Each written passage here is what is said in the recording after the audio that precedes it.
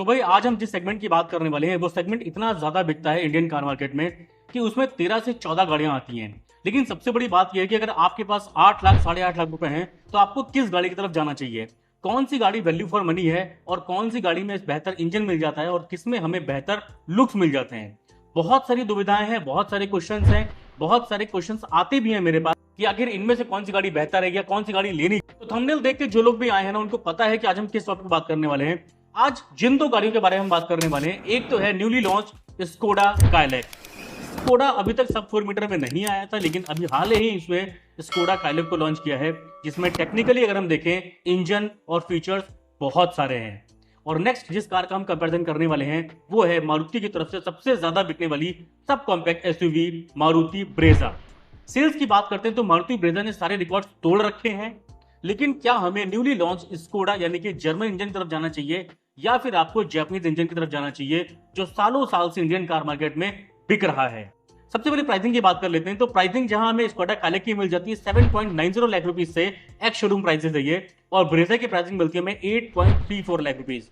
तो 9 लाख रुपए के आसपास ब्रेजा में ऑन रोड मिल जाती है और 8.5 लाख रुपए के आसपास हमें स्कोडा काइलैक मिल जाती है। तो टेक्निकली अगर हम इंजन की बात कर लेते हैं तो स्कोडा काइलैक के अंदर इंजन मिलता है हमें 1 लीटर का टर्बो पेट्रोल इंजन, और वहीं अगर ब्रेजा की बात करते हैं तो ब्रेजा हमें ऑफर करती है 1.5 लीटर का नेचुरल एस्पिरेटेड इंजन। और बात करते हैं स्कोडा काइलैक की तो उसमें मिलता है हमें 3 सिलेंडर इंजन और हमें ब्रेजा के अंदर मिलता है 4 सिलेंडर इंजन। अब देखिए, आप जितनी भी गाड़ियां हैं ना मारुति की, चाहे फ्रोंक्स की बात कर लें, स्विफ्ट की बात कर लें या डिजायर की बात कर लें, हर गाड़ी के अंदर मारुति का नया जेड सीरीज इंजन आ रहा है और वो मिलता है हमें 3 सिलेंडर के ऊपर। तो काइलैक भी लॉन्च करी गई 3 सिलेंडर के अंदर, लेकिन उसमें हमें सेम प्राइस में मिल जाता है टर्बो पेट्रोल इंजन। और ये इंजन हमने पहले भी देखा कुशैक में, फोक्सवैगन टाइगून में, सेम वही इंजन हम यहाँ पे यूज कर रहे हैं। और अगर बात करते हैं इसके माइलेज की, है ना, माइलेज की बात करते हैं तो स्कोडा काइलैक के अंदर हमें देखने को मिल सकता है 15 से 16 का माइलेज, और वहीं अगर हम ब्रेजा की बात करते हैं तो ये हमें माइलेज निकाल के देती है 18 से 20 किलोमीटर पर लीटर का। तो माइलेज वाइज अगर हम देखें, काइलैक कहीं ना कहीं पीछे है मारुति सुजुकी ब्रेजा से, ठीक है। नंबर 1 सेल्स भी रही है इसकी, और अगर यूनिट्स की बात करते हैं तो 14,000, 15,000, 17,000 यूनिट्स ये हर महीने आराम से निकाल देती है। वैसे टॉप सेलिंग प्रोडक्ट की बात करूं मैं, कहीं ना कहीं अभी ऊपर नीचे हो सकता है, कभी फ्रोंक्स ज्यादा बिक जाती है, कभी ये ज्यादा बिक जाती है, तो इसका इतना ज्यादा इश्यू नहीं है, सेल्स अच्छी खासी कर रही है। लेकिन सबसे बड़ी बात यह है कि जो चीज बहुत टाइम से बिक रही है, क्या उसी के ऊपर जाना चाहिए या फिर स्कोडा की काइलैक जो भी जर्मन इंजन पाया है, और इसको कुछ लोग ये भी बोल रहे हैं कि भाई ये हैचबैक रेज करके आई है, मतलब कि पोलो एसयूवी है। जो इंजन हमें पोलो में मिलता था टर्बो पेट्रोल इंजन, सेम वही इंजन इसमें भी मिलने वाला है। तो हो ना हो कुछ लोगों को इसमें पोलो जैसी कुछ उसके फीचर्स दिख रहे हैं और लोगों को ऐसा लग रहा है कि अब हमें पोलो वाला मजा स्कोडा काइलैक के अंदर देखने को मिलता है। तो जहां हमने इंजन की बात कर ली है, माइलेज की बात कर ली है, अब देखते हैं कि दोनों गाड़ियां कैसी दिखती हैं, कितनी चौड़ी है, कितनी लंबी है और कैसा इसका बूट स्पेस मिल जाता है। तो टेक्निकली बात करते हैं इसके डायमेंशंस की। स्कोडा काइलैक की लेंथ मिल जाती है 3995 mm की, वहीं ब्रेजा की लेंथ मिलती है 3995 mm की। देखिए लंबाई में सब 4 मीटर है, तो दोनों ही गाड़ियां बिल्कुल एक्यूरेट हैं, 3995 mm की हैं। विड्थ की बात करते हैं तो स्कोडा मिलती है 1783 mm की, और वहीं मारुति ब्रेजा मिल जाती है 1790 mm की। बहुत ज्यादा डिफरेंस नहीं है, लेकिन फिर भी स्लाइटली अगर आप 3 लोग पीछे बैठते हैं तो कहीं ना कहीं थोड़ा सा डिफरेंस आपको पता चलेगा स्कोडा काइलैक में और ब्रेजा में। वैसे ये इतना ज्यादा डिफरेंस नहीं है, अगर आप कार एंथुसियास्ट हैं तो आपको पता लगेगा, वैसे अगर नॉर्मल पर्सन है तो आपको इतना डिफरेंस पता भी नहीं लगने वाला है। हाइट की बात कर लेते हैं तो हाइट हमें स्कोडा काइलैक में मिलती है 1619 mm की, वहीं ब्रेजा में मिलती है हमें 1685 mm की।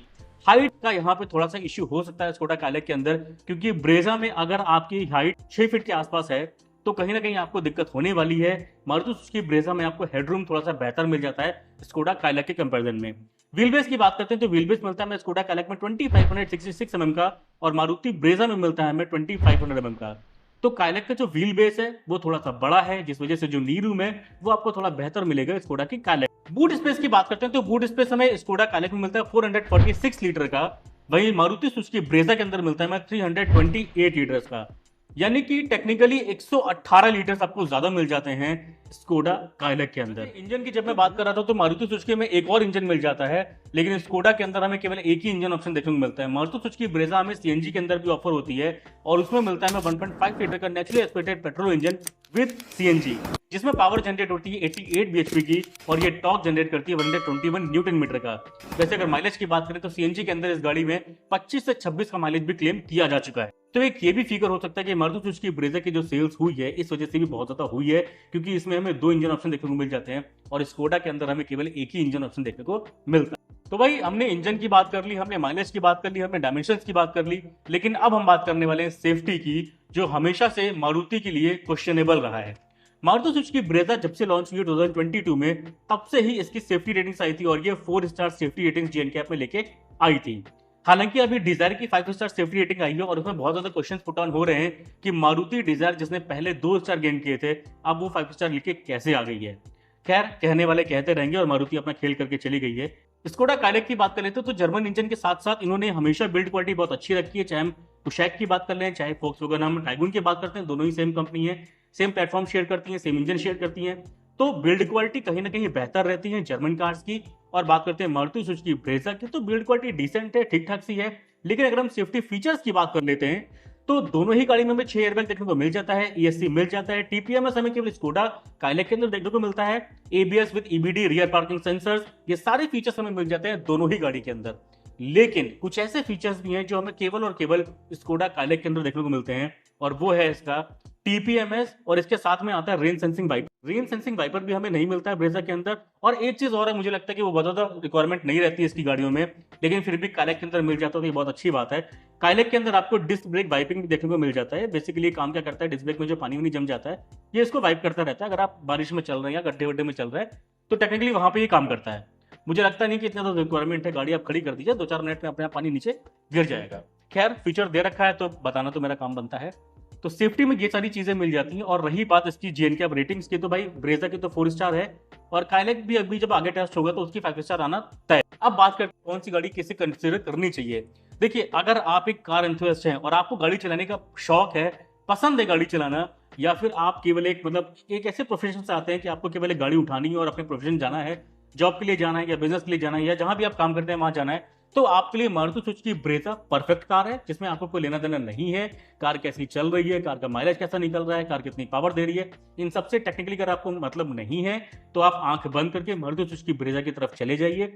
लेकिन अगर आप जानते हैं कि कार कैसी चलाई जाती है, कार का जो फील होता है वो कैसा होता है, आप हाईवे पर ज्यादा रहते हैं, आपको पता है कि पंजा रखते गाड़ी कैसे भागती है, तो आप स्कोडा काइलिक की तरफ जा सकते हैं। आपके लिए मारुति सुजुकी ब्रेजा बिल्कुल भी नहीं। ठीक है, 2 तरह के कस्टमर्स हैं यहाँ पे, एक है ब्रेजा वाले और एक है स्कोडा काइलिक वाले। दोनों ही कस्टमर्स की नीड अलग अलग है, दोनों ही कस्टमर्स, एक कस्टमर दोनों गाड़ी नहीं चला सकता है। तो ये तो हो गया कि गाड़ी किन लोगों को लेनी चाहिए। और आप मेरा पर्सपेक्टिव और जानना चाहेंगे कि गाड़ी आपको कौन सी लेनी चाहिए, तो मेरे हिसाब से आपको स्कोडा काइलिक की तरफ जाना चाहिए। हालांकि 2 से 4 किलोमीटर का फर्क आपको मिल जाएगा माइलेज के अंदर, लेकिन बेहतर बिल्ड क्वालिटी, एक जर्मन इंजन और बेहतरीन पावर के साथ में आपको एक जर्मन बिल्ड क्वालिटी मिलेगी। तो ये तो थी पूरी डिटेल्ड कंपैरिजन स्कोडा काइलिक और मारुति सुजुकी ब्रेजा का। वीडियो आपको कैसा लगा मुझे कमेंट करके जरूर बताइएगा। और आप स्कोडा की काइलिक लेने वाले हैं या फिर मारुति सुजुकी ब्रेजा लेने वाले हैं, ये मुझे कमेंट्स में जरूर बताइएगा।